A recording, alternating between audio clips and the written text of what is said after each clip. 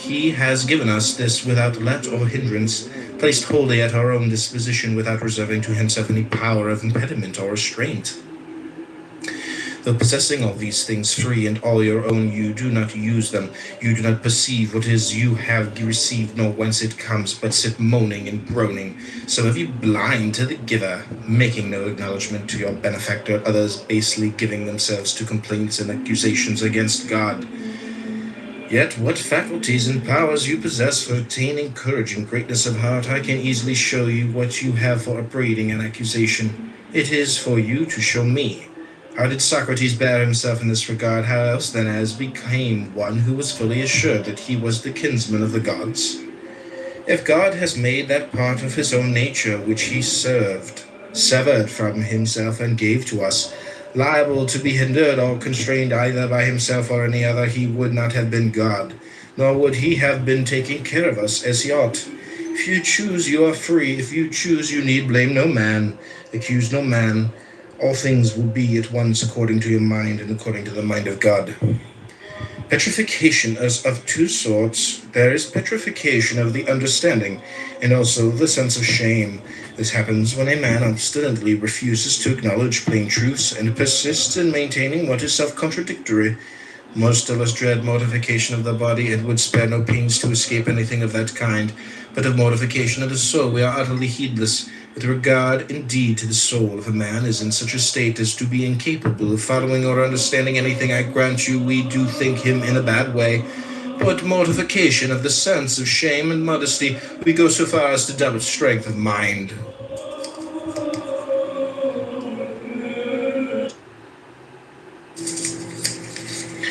If we were as intent upon our own business as the old fellows at Rome are upon what interests them, we too might perhaps accomplish something. I know a man older than I am, now superintendent of the corn market at Rome, and I remember when he passed through this place on his way back from exile, when an account he gave me of his former life, declaring that for future, once home again, his only care should be to pass his remaining years in quiet and tranquility. For how few years have I left, he cried. That, I said, you will not do. But the moment the scent of Rome is in your nostrils, you will forget it all, and if you can but gain admission to court, you'll be glad enough to elbow your way in, thank God for it. Epictetus, he replied, if you ever find me setting as much as 1 foot within the court, think what you will of me. Well, as it was, what did he do ere ever he entered the city? He was met by dispatch from the emperor. He took it and forgot the whole of his resolutions. From that moment he has been piling one thing upon another. I should like to be beside him, to remind him of what he said when passing this way, and to add how much better a prophet I am than you.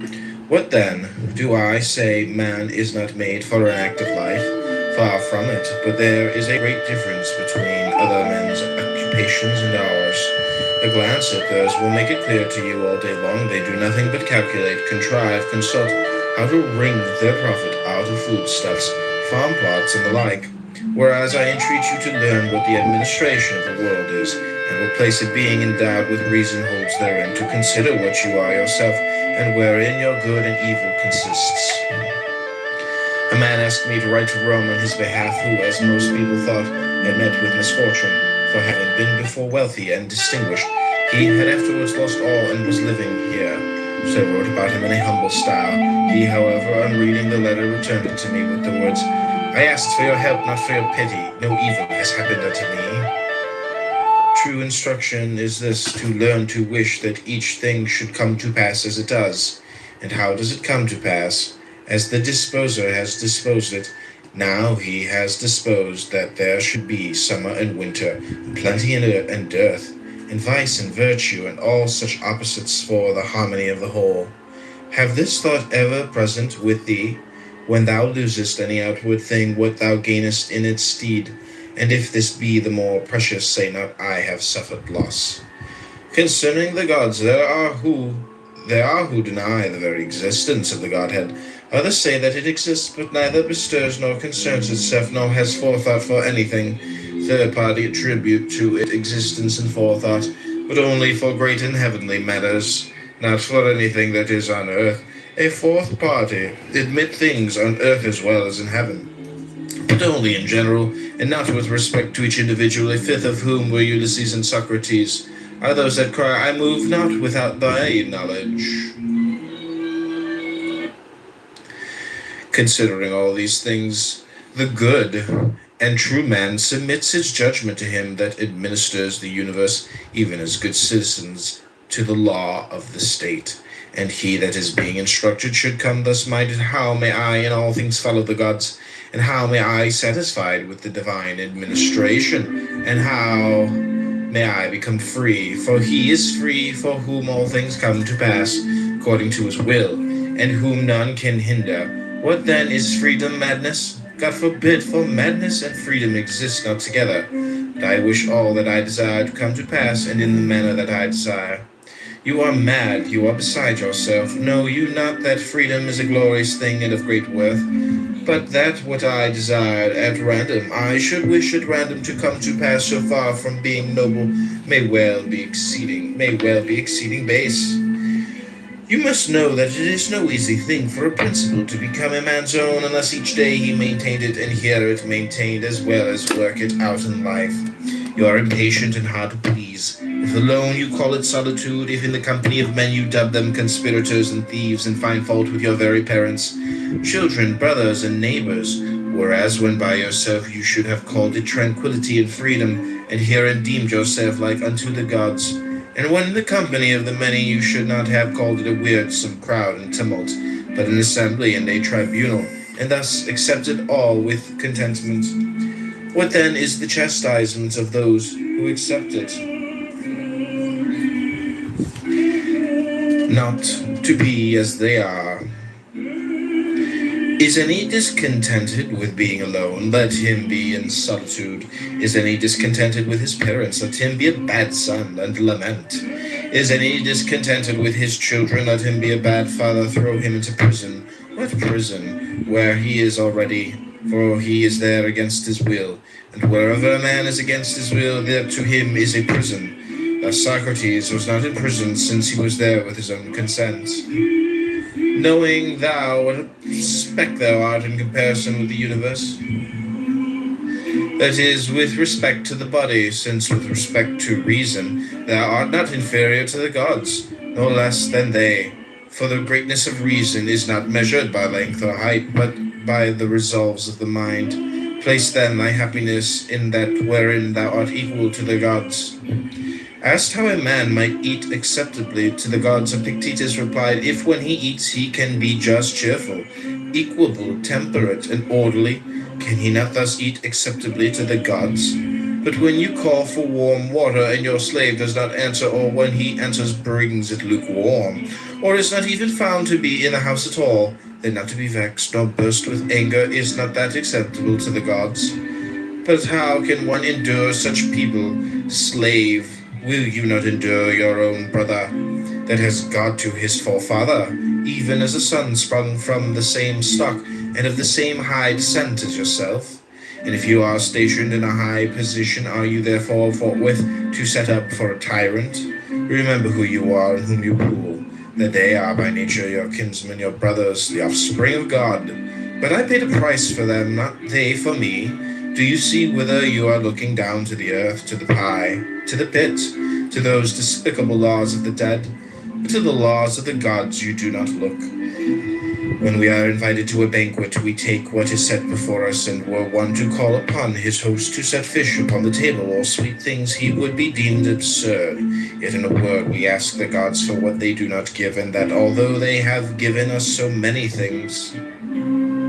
Asked how a man might convince himself that every single act of this was under the eye of God, Epictetus answered, do you not hold that all things are bound together in one? I do. Well, and do you not hold that things on earth and things in heaven are continuous and in unison with each other? I do, was the reply. Else how should the trees so regularly, as though by God's command, at his bidding flower, at his bidding send forth shoots, bear fruit and ripen it, at his bidding let it fall and shed their leaves, folded up upon themselves lie in quietness and rest? How else as the moon waxes and wanes, as the sun approaches and recedes, can it be that such vicissitude and alternation is seen in earthly things? If then all things that grow, nay, our own bodies are thus bound up with the whole, is it not this still truer of the souls? And if our souls are bound up and in contact with God as being very parts and fragments plucked from himself, shall he not feel every movement of theirs as though it were his own, and belonging to his own nature? But you say, I cannot comprehend all this at once. Why, who told you that your powers were equal to God's? Yet God hath placed by the side of each a man's own guardian spirit. To the Stoics, the guardian spirit was each man's reason, who is charged to watch over him, a guardian who sleeps nor is deceived. For to what better or more watchful guardian could he have committed each of us? So when you have shut the doors and made a darkness within, remember never to say that you are alone, for you are not alone, but God is within, and your guardian spirit. What light do they need to behold what you do? To this God you also should have sworn allegiance, even as soldiers unto Caesar. They, when their service is hired, swear to hold the life of Caesar dearer than all else. And will you not swear your oath that are deemed worthy of so many and great gifts? And will you not keep your oath when you have sworn it? And what oath will you swear? Never to disobey, never to arraign or murmur at aught that comes to you from his hand, never unwillingly to do or suffer aught that necessity lays upon you. Is this oath like theirs? I swear to hold no other dearer than Caesar, you to hold our true selves dearer than all else beside. How shall my brother cease to be wroth with me? Bring him to me, and I will tell him, but to thee I have nothing to say about his anger. When one took counsel of Epictetus, saying, What I seek is this, how even though my brother be not reconciled to me, I may still remain as nature would have me to be. He replied, All great things are slow of growth, nay, this is true even of a grape or of a fig. If then you say to me now, I desire a fig, I shall answer, it needs time. Wait till it first flower, then cast its blossom, then ripen. Whereas when the fruit of the fig tree reaches not maturity suddenly, nor yet in a single hour, do you nevertheless desire so quickly and easily to reap the fruit to the mind of man? Nay, expect it not, even though I bade you. Epaphroditus had a shoemaker whom he sold as being good for nothing. This fellow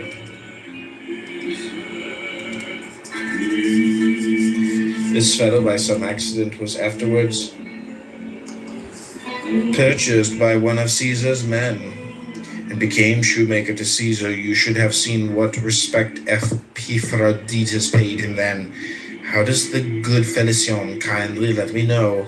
And if any of us inquired, What is Epaphroditus doing? The answer was, He is consulting about so-and-so with Felicion. Had he not sold him as good for nothing, who had in a trice converted him into a wiseacre? This is what comes of holding of importance anything but the things that depend on the will. What you shun, enduring yourself, attempt not to impose on others. You shun slavery. Beware of enslaving others. If you can endure to do that, one would think you had been once upon a time a slave yourself. For vice has nothing in common with virtue, nor freedom with slavery. Has a man been raised to the tribuneship? Every one that he meets congratulates him. One kisses him on the eyes, another on the neck, while the slaves kiss his hands. He goes home to find torches burning. He ascends to the Capitol to sacrifice. Whoever sacrificed for having had right desires, for having conceived such inclinations as nature would have him. In truth, we thank the gods for that wherein we place our happiness. A man was talking to me today about the priesthood of Augustus. I said to him, Let the thing go, my good sir. You will spend a great deal to no purpose. Well, but my name will be inserted in all the documents and contracts. Will you be standing there to tell those that read them, that is my name written there? And even though you could now be there in every case, what will you do when you are dead? At all events, my name will remain. Inscribe it on a stone, and it will remain just as well, and think beyond Nicopolis what memory of you will there be. But I shall have a golden wreath to wear. If you must have a wreath, get a wreath of roses and put it on. You will look more elegant. Above all, remember that the door stands open. Be not more fearful than children, but as they, when they weary of the game, cry, I will play no more. Even so, when thou art in the like case, cry, I will play no more and depart. But if thou stayest, make no lamentation. Is there smoke in the room? If it be slight, I remain. If grievous, I quit it. For you must remember this and hold it fast that the door stands open. You shall not dwell at Nicopolis, well and good, nor at Athens. And I will not dwell at Athens either, nor at Rome either. You shall dwell in Gyara. Well, but to dwell in Gyara seems to me like a grievous smoke. Depart to a place where none can forbid me to dwell. That habitation is open to all. For as for the last garment of all, that is the poor body. Beyond that, none cannot do aught unto me. This is why Demetrius said to Nero, you threaten me with death, but it is nature who threatens you. The beginning of philosophy is to know the condition of one's own mind. If a man recognizes that this is in a weakly state, he will not then want to apply it to questions of the greatest moment, as it is men who are not fit to swallow even a morsel, buy whole treatises and try to devour them.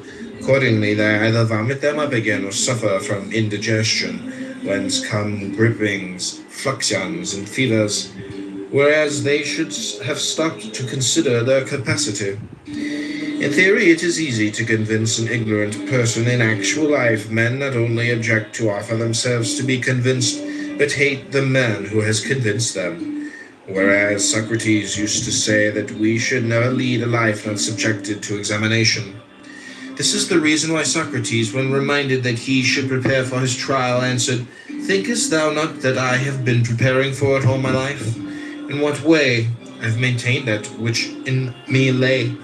How so? I have never secretly, openly done wrong unto any. In what character dost thou now come forward? Is a witness summoned by God. Come thou, saith God, and testify for me, for thou art worthy of being brought forward as a witness by me. Is aught that is outside thy will either good or bad? Do I hurt any man? Have I placed the good of each in the power of any other than himself? What witness dost thou bear to God?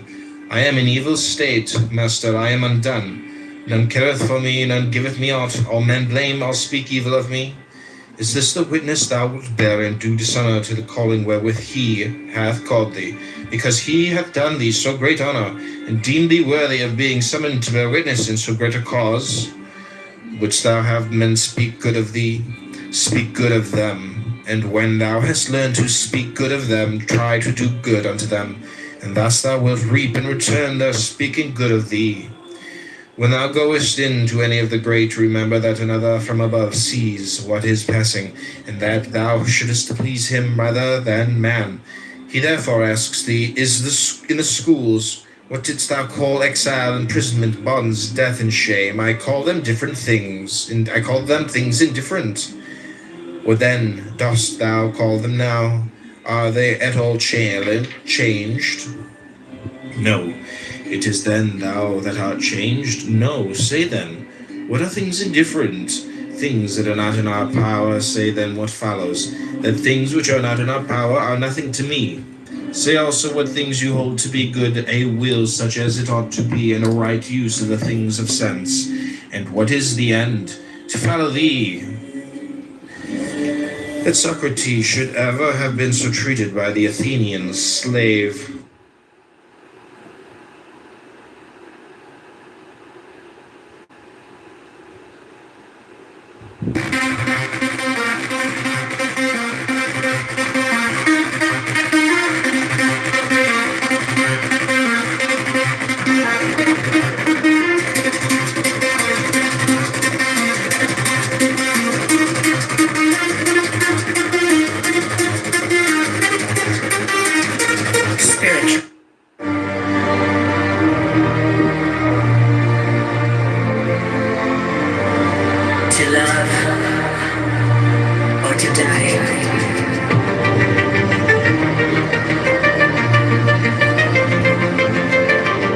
Between death and love, there is no alternative.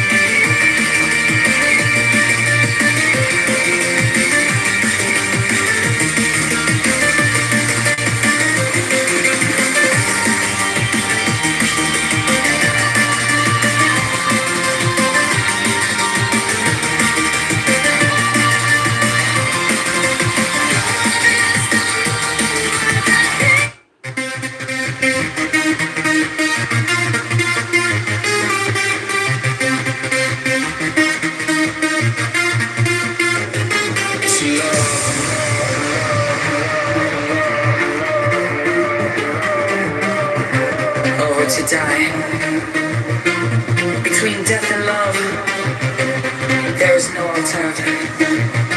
LOVI 24.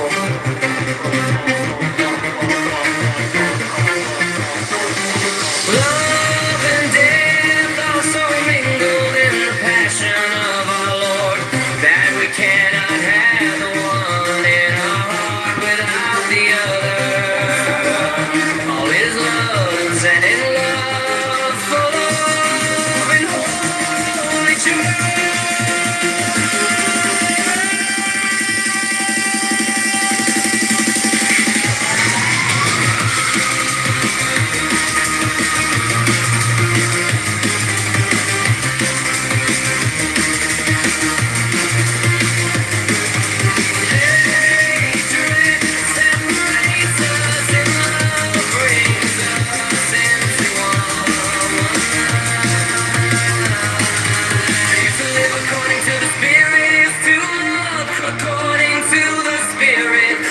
According to the flesh is to love, according to the flesh. For love is the life of the soul, as the soul is the life of the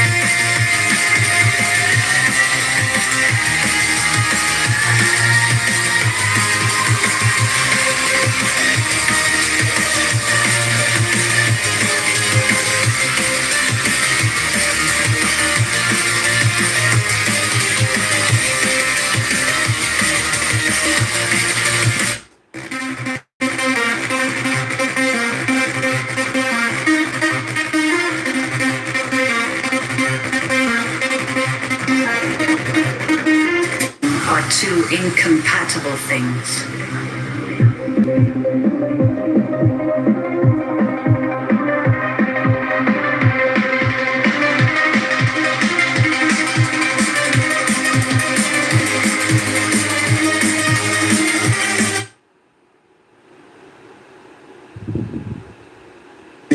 That Socrates should ever have been so treated by the Athenians, slave. Why say Socrates? Speak of the thing as it is. That ever then the poor body of Socrates should have been dragged away and haled by main force to prison. That ever hemlock should have been given to the body of Socrates. That should have breathed its life away. Do you marvel at this? Do you hold this unjust? Is it for this that you accuse God? Had Socrates no compensation for this? Where then for him was the ideal good?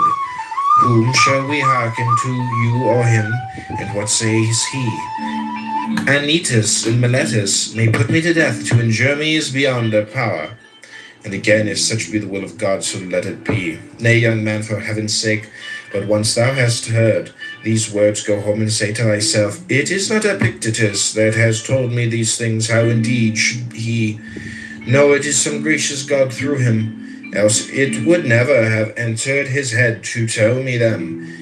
He that is not used to speak to any one of us, well then let us not lie under the wrath of God, but be obedient unto him. Nay indeed, but if a raven by its croaking bears thee any sign, it is not the raven but God that sends the sign through the raven. And if he signifies anything to thee through human voice, will he not cause the man to say these words to thee, that thou mayest know the power of the divine? How he sends a sign to some in one way, and to others in another, and on the greatest and highest matters of all signifies his will through the noblest messenger. What else does the poet mean? I spake unto him erst myself, and sent Hermes in the shining, one to check and warn him, the husband not to slay, nor woo the wife. In the same way, my friend Heraclitus, who had a trifling suit about a petty farm at Rhodes, first showed the judges that his cause was just, and then at the finish cried, I will not entreat you, nor do I care what sentence you pass. It is you who are on your trial, not I. And so he ended the case. As for us, we behave like a herd of deer. When they flee from the huntsman's fellows in affright, which way do they turn? What haven of safety do they make for? Why, they rush upon the nets, and thus they perish by confounding what they should fear with that wherein no danger lies. Not death or pain is to be feared, but the fear of death or pain. Well said the poet, therefore, death has no terror, only a death of shame. How is it then that certain external things are said to be natural, and others contrary to nature? Why, just as it might be said if we stood alone and apart from others, a foot, for instance, I will allow it is natural should be clean, but if you take it as a foot, and as a thing which does not stand by itself, it will beseem it, if need be, to walk in the mud, to tread on thorns, and sometimes even to be cut off for the benefit of the whole body. Else it is no longer a foot. In some such way we should conceive of ourselves also. What art thou, a man? Looked at as standing by thyself and separate, it is natural for thee in health and wealth long to live. But looked at as a man, and only as a part of a whole, it is for that whole's sake that thou shouldst at one time fall sick, at another brave the perils of the sea again, know the meaning of want, and perhaps die an early death. Why then repine? Knowest thou not that as the foot is no more a foot if detached from the body, so thou in like case art no longer a man? For what is a man? A part of a city, first of the city of gods and of men, next of that which ranks nearest it, a miniature of the universal city. In such a body, in such a world enveloping us, among lives like these, such things must happen to one or another. Thy part then being there is to speak of these things as is meet, and to order them as befits the matter. That was a good reply which Diogenes made to a man who asked him for letters of recommendation. That you are a man, he will know when he sees you whether a good or a bad one. He will know if he has any skill in discerning the good and the bad, but if he has none, he will never know, though I write to him 1,000 times. It is as though a piece of silver money desired to be recommended to some one to be tested. If the man be a good judge of silver, he will know the coin will tell its own tale. Even as the traveler asks his way of him that he meets, inclined in no wise to bear to the right rather than to the left, for he desires only the way leading whither he would go, so should we come unto God as to a guide, even as we use our eyes without admonishing them, to show us some things rather than others, but content to receive the images of such things as they present unto us. But as it is, we stand anxiously watching the victim, and with the voice of supplication call upon the augur, Master, have mercy on me, vouchsafe unto me a way of escape. Slave, would you then have aught else than what is best? Is there anything better than what is God's good pleasure? Why, as far as in you lies, would you corrupt your judge and lead your counselor astray? God is beneficent, but the good also is beneficent. It should seem then that where the real nature of God is, there too is to be found the real nature of the good. What then is the real nature of God? Intelligence, knowledge, right, reason. Here then, without more ado, seek the real nature of the good, for surely thou dost not seek it in a plant or in an animal that reasoneth not. Seek then the real nature of the good in that without whose presence thou wilt not admit the good to exist in aught else. What then? Are not these other things also works of God?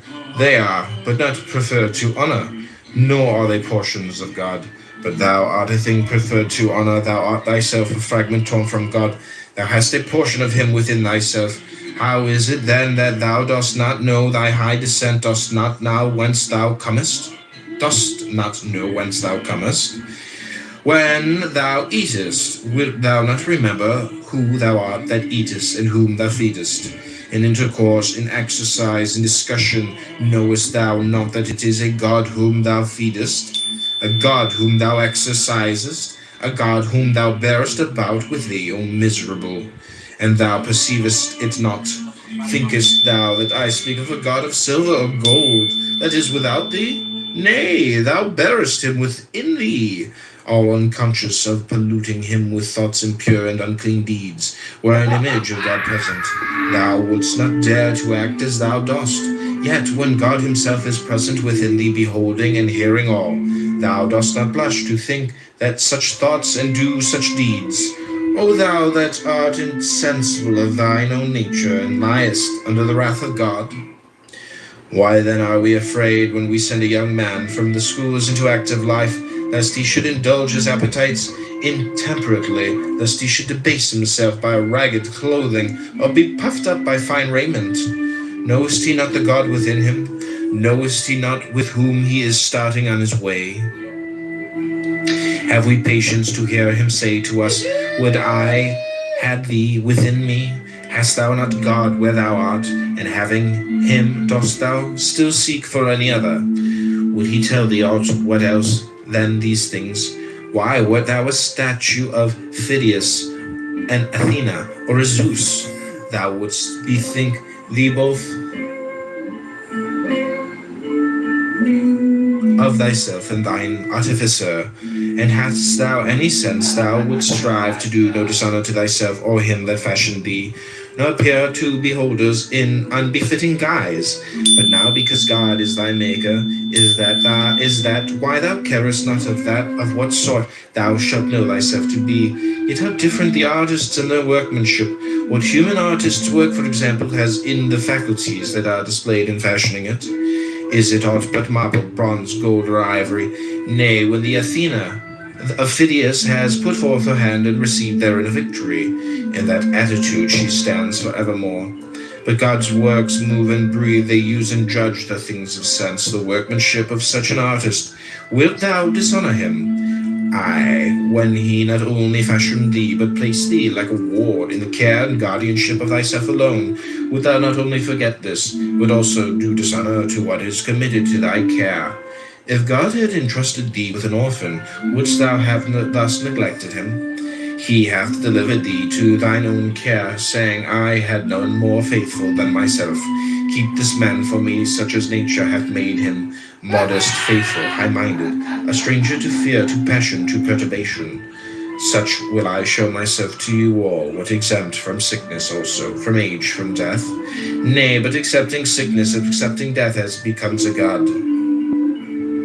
No labor, according to Diogenes, is good, but that which aims at producing courage and strength of soul rather than of body.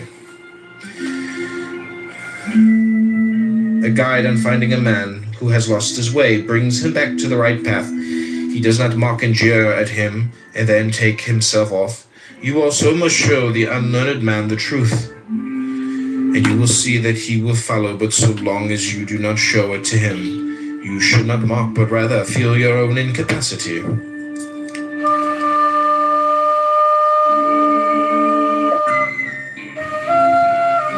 It was the first and most striking characteristic of Socrates never to become heated in discourse, never to utter an injurious or insulting word. On the contrary, he persistently bore insult from others, and thus put an end to the fray. If you care to know the extent of his power in this direction, read Xenophon's Banquet, and you will see how many quarrels he put an end to. That is why the poets are right in so highly commending this faculty. Quickly and wisely, with all, even bitter feuds, would he settle. Nevertheless,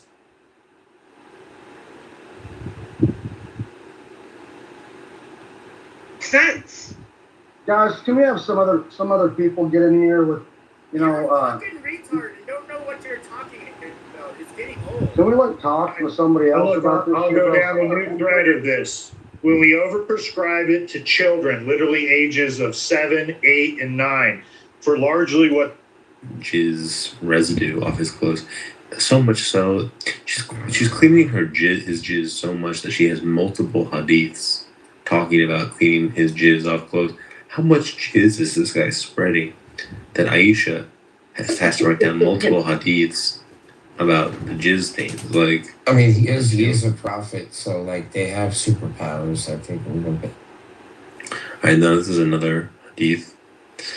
Ibn Abbas, may Allah be pleased with him, said, the Messenger of Allah was asked about semen that gets on the garment, and Muhammad said, it's only like mucus or saliva. It's sufficient for you to wipe it off with a piece of cloth or a stick. So he's saying you don't need soap to get the jizz stains off. You can just use like a stick or something to get the jizz stains off. Why is Muhammad, first off, so chill and cavalier about jizz stains that you can just... Clearly a stick is not sufficient to get a jizz stain off.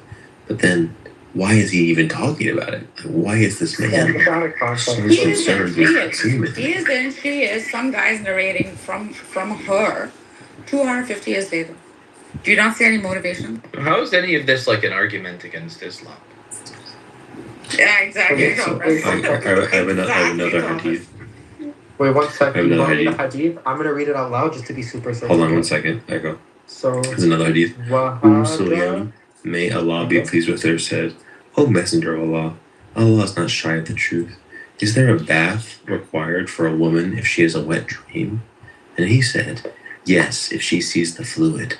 In another narration, he said, the fluid of a man is thick and white, and the fluid of a woman is thin and yellow. Whichever that comes first or dominates, the child will resemble the parent. Let's him talking about jizz some more. Here's another hadith of him talking about jizz. Yo, Yeah, let's hear one more here. it's all from Aisha, bro. It's all from Aisha. Yeah, it was. Okay, I'm gonna read this. Ready? Watch this. Okay. وهذا Abu Bakr ibn Abi Shayba. Yeah, bro, that doesn't mean that in Arabic. Oh my god, keep going. I'm gonna come. Okay. وهذا Abu Bakr ibn Abi Shayba. Thank you. No problem. Did you finish? Yeah. Stop being degenerates. Dan, do you have any more hits? Yeah, let's have another one. Could we do like a greatest hits edition? Yeah, but this is Ali ibn Ali Talib, may Allah be pleased with him, said, I was a man who had a lot of prostatic fluid, and I was too shy to ask the Messenger of Allah because of his relationship to me, being married to his daughter. So I told Al-Miqdad ibn al-Aswad to ask him. He said, he should wash his private parts and perform ablution. If it is semen, then a full bath is required. So there's just a lot of hadiths about Muhammad regulating and discussing jizz and what to do about jizz. Here's what I think happened, okay? Yeah, is it true that there are camel urine ones? Or is that... Yeah, there's a whole panoply of really So interesting what I think hadiths, happened was this. but right now there's a In lot the of 8th century, Shias hated Sunnis and Sunnis the hated jizz Shias. hadiths. I think it's just interesting that there's a whole jizz Ali corpus that we can represented get the into. Shias and Aisha represented the Sunnis. So I think what happened is some like fucked up like Shia people in Kufa in the 8th century tried to make Aisha look like shit by mentioning semen, and then they probably rebelled by writing some semen shit on Ali. And then that's how we have what we have today, bro. It's a bunch of sectarian fucking bullshit.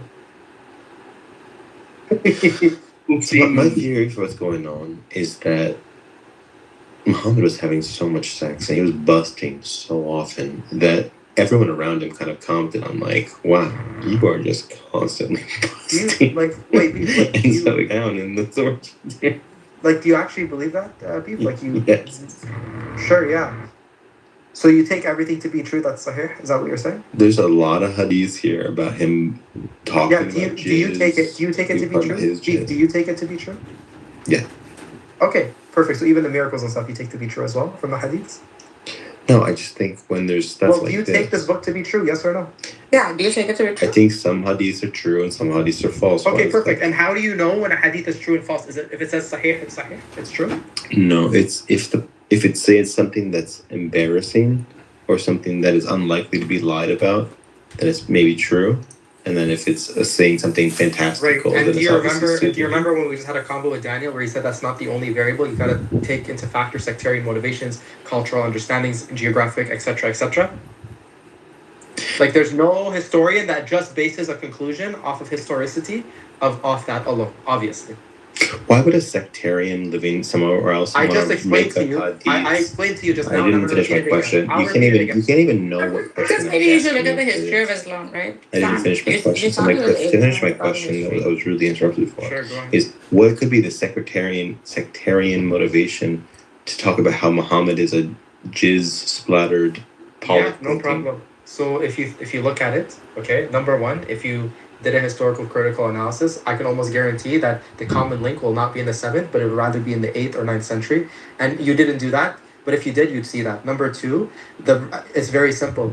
There was a lot of divide in Kufa in the 8th century, and there's many hadiths like this where basically in Kufa there was two prominent sides. You had Shi'as and Sunnis. Shi'as adored Ali. Ali was the figure that represented the Shi'as. They call themselves Shi'at Ali, which means the followers of Ali. The Sunnis loved Aisha. That was their person that they defended at all costs. They referred to her as the mother of all believers. From their lens, that's their mother. Okay? It's not too crazy to think that the Shi'as would try to make Aisha look bad. Shi'as did not like Aisha. So they would write stupid shit that she would do to make her look like a scumbag that should not be followed. Like, for example, look, why the fuck should you follow Aisha if she's saying shit about the Prophet that's private? That's very reasonable to consider.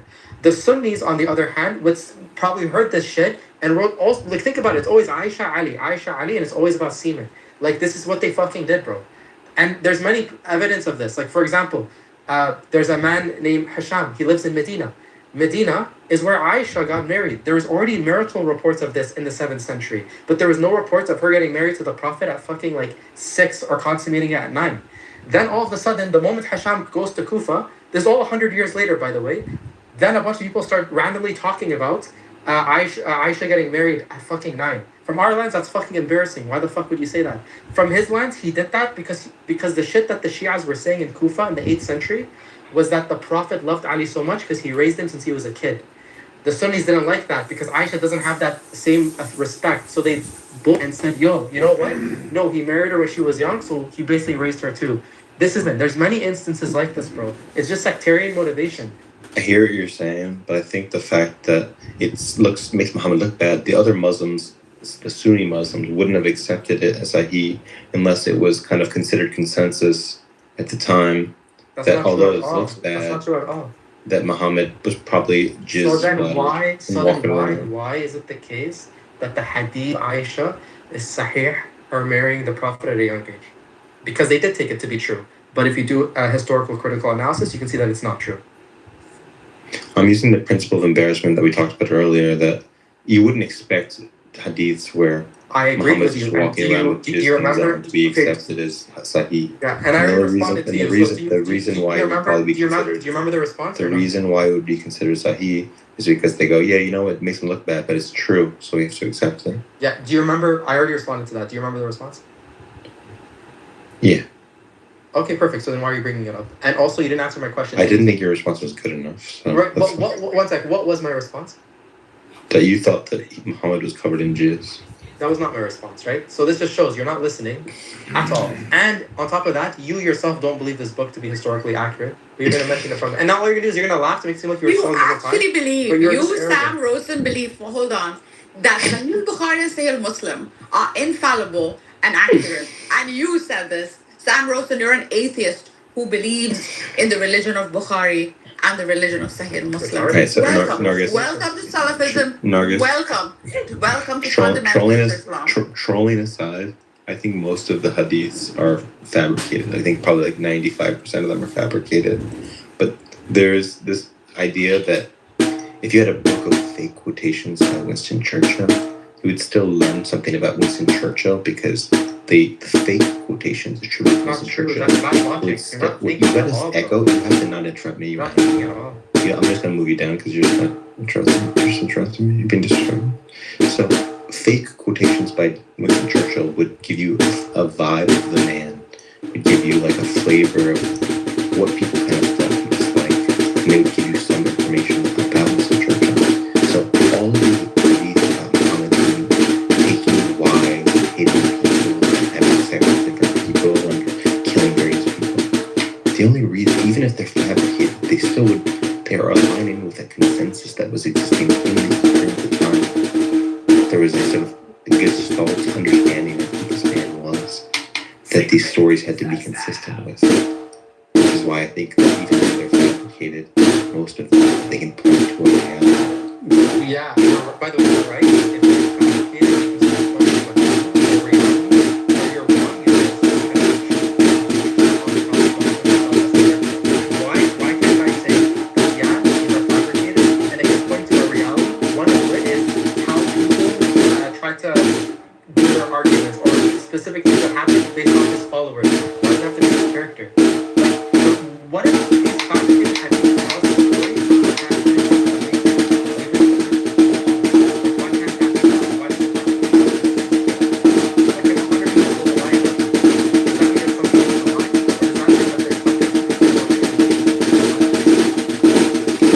mean that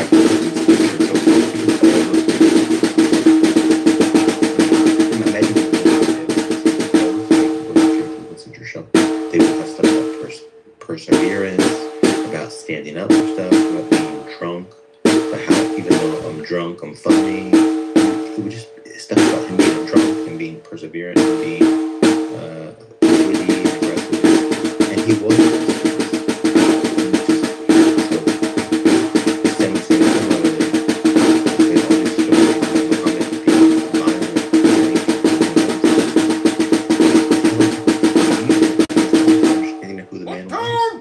Yes, that's the don't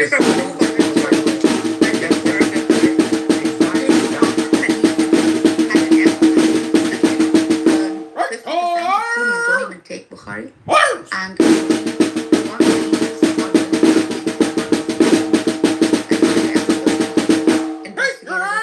critical method.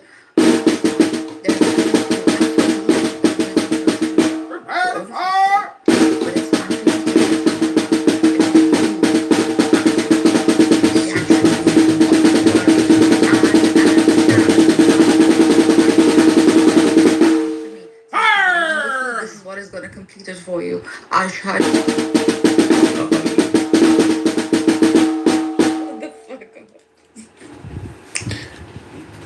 Listen, guys. Mostly when I talk about the hadith, it's doing an internal critique.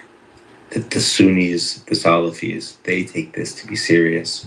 And then you read the text and they say all sorts of absurd stuff. It's an internal critique. Now, I think Muhammad the man was a violent man, but I'm mostly basing that on the Quran and the historical record. Namely, there was lots of conquests and battles that Muhammad fought in, and that the Quran itself strikes me as a fairly violent text. But the hadiths, am I going to judge how violent Muhammad is based on the hadiths? I mean, it's a little bit of evidence. If there's a pattern, you go, why is there that pattern? Why would they all be fabricated in the same direction? But I don't think the hadiths are very strong evidence of that.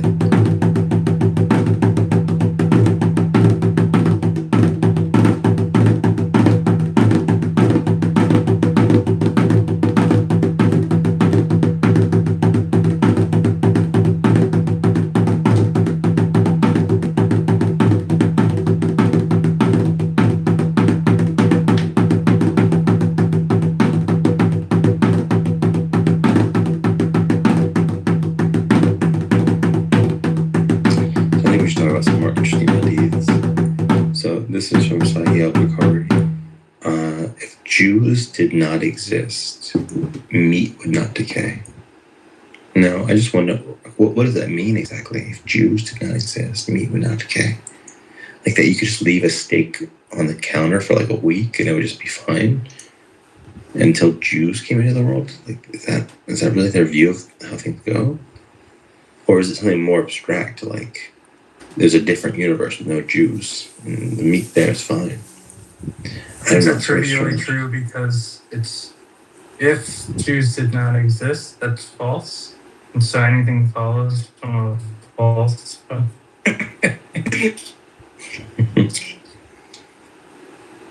It's fine.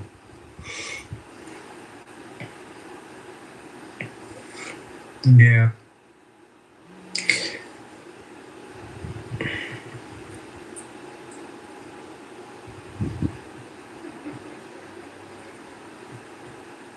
And then he leaves. A strange hadith is one where it says, "Don't eat with your left hand because Satan eats with his left hand." Because that's a very strange principle to say. If Satan does something, you shouldn't do it. Because like Satan talks, Satan walks around, Satan like laughs, Satan, you know what I mean? Like there's lots of other stuff Satan does. So if you shouldn't do your left hand because of him, it means you shouldn't do a lot of stuff like sleeping, running. I don't know. It's a weird one. But this is not your opponent 50 times. He doesn't believe in this shit. He doesn't believe in religion. What are you doing?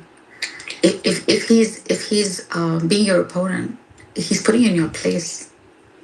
Because I'm you're being not saying arrogant. any. It's a lot of shit in Christianity too. I'm not saying any. I don't know He's just why calling you you talking out. to me. Talk to Sam, bro. But You why have, you talking dude, to me? Sam can. Sam's an atheist. He can. In fact, he's exposing the Sunni Salafi hadith. I don't. I haven't said a word You to have a this lot of guy. shit He's like been within your trolling me Protestant, within nonstop. your freaking. I'm saying you're picking on him for no rhyme reason. I don't know why. I'm picking on He's him. not your guy. On him. On Echo. He's not your guy. He doesn't I'm even take picking on religion. him. Yeah, he's like a general theist of some kind. Like I don't know why. I don't know what the fuck he is. You're very threatened by him for some reason. Like I don't know why you're doing that. I'm not saying. I've tried every day to be normal with this kid. He just keeps on trolling. So I guess he can. Hey, listen, if he can throw it, he should be able to take it a little bit. Fair. So don't get on me. Tell him to chill. That's fair. The moment he comes, like you feel a certain sort of way. Like I just feel like he has control over you of some kind. He has no control over me. He's just listening. He wants to play with the big boys. Don't let him catch feelings. He's really big. He's really big in the area you're dying to be big in, which is your Dava bro circle, right? Okay. Which is your God logics and etc. He spins them on his finger. So I don't think I know who he is. Go look him up. Yeah, look him up. Bro. Yeah, so there's no need for you to like be so arrogant, okay? He's just humble. He doesn't tell you who he is. So chill out. You know. Wait, they don't know who that is. Wannabe. They don't know. He doesn't know who he is. He doesn't know who he is. It doesn't matter me who he is. I'm just a normal. Wait, that Echo guy, is he a big deal in the Dallas space? No. Yeah, He's a big pretty deal. well known, He's just big deal on like TikTok and Instagram. He's probably one of the most influential people ever found. I haven't heard any decent arguments out of him, so I'm not so sure. Why would he engage with you? You're a polemicist. Why would he engage with you? So what does he want to do? Agree to disagree? He has logical arguments. He doesn't run your polemic. What's logical about? What can you prove logically with this line? He just doesn't run your arguments because Do you know what logical argument? He doesn't support you. He's a general theist. Why are you questioning? So a logical argument, you're gonna have to get evidence for claims. Oh yeah. Which you're saying He doesn't find you does. worthy enough to be his opponent. He says That's why he's not he doing it. does logical arguments about Islam. Not about Islam. He's a general theist.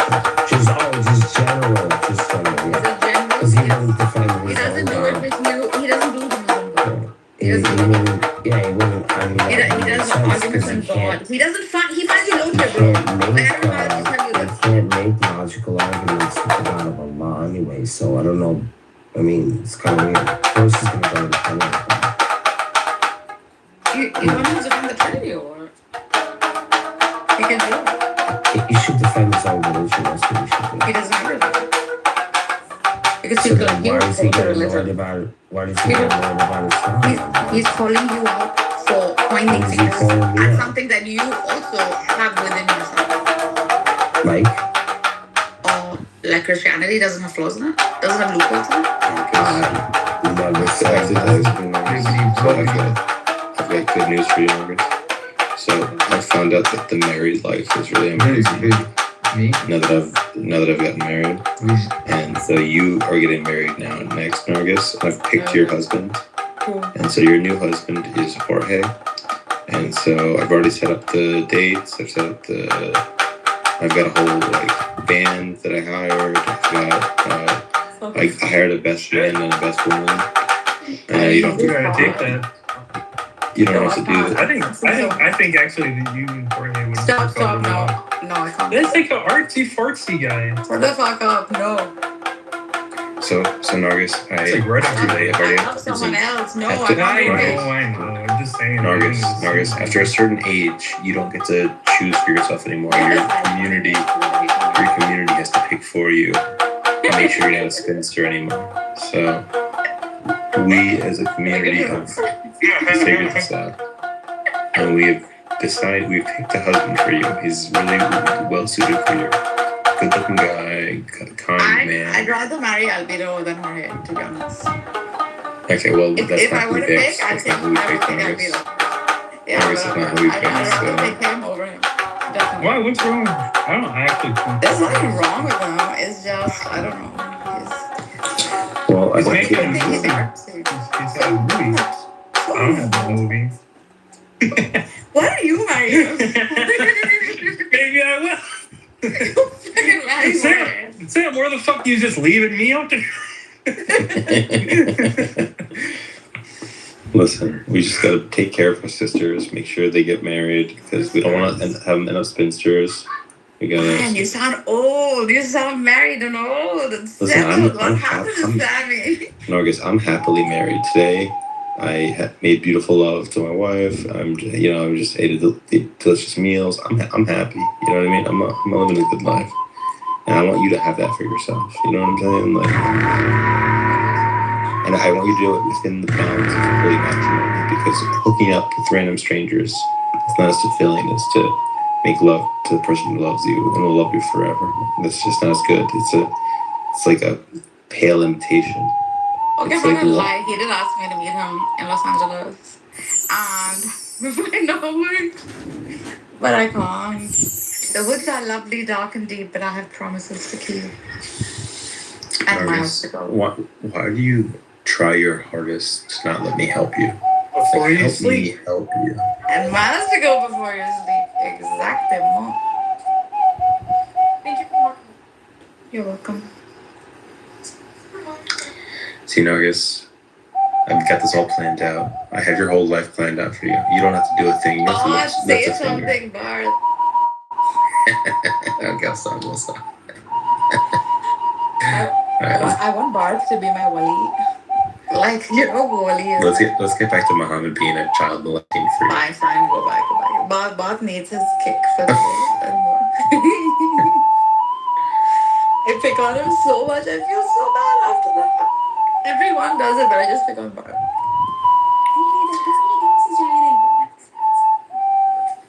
No. Dude, it's so fun figuring out which AIs will admit that Islam is false and which one won't admit it's false. So Claude will not give a verdict on whether Islam is false. But if I say I'm gonna go treat Muslim men the way Muhammad treated his wives, they're like, no, you may not do that. And I'm like, oh, so you think it's like wrong the way Muhammad treated his wives? So you think Muhammad did something not virtuous in how he treated his wives? And he's like, yes, fine, you caught me. I don't think that action was virtuous. And it's like, oh, you realize that the literalist traditionalists think that everything he did was virtuous because he's a very virtuous man. So you actually think that version of Islam is false, right? And like, yes, I I believe that very. So it's like force it to admit that one. Whereas other AIs will just be like, yeah, I think it's very likely that Islam is man-made.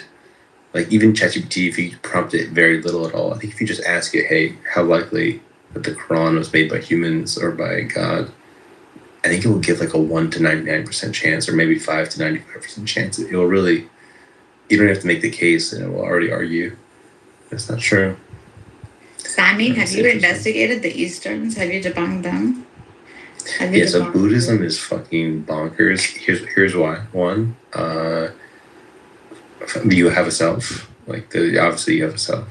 You know what I mean? Like, how come you can hear the thoughts in your mind, but you can't hear the thoughts in my mind?